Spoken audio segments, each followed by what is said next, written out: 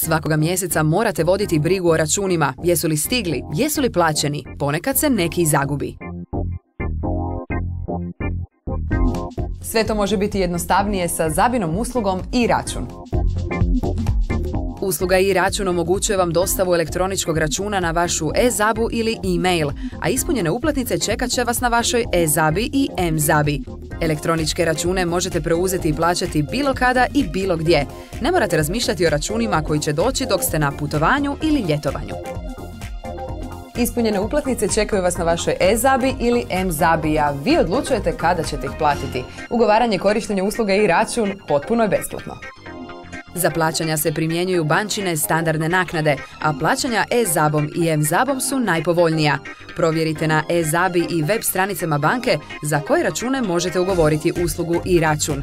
Grad Pula prvi je svojim stanovnicima omogućio potpuno korištenje ove praktične usluge.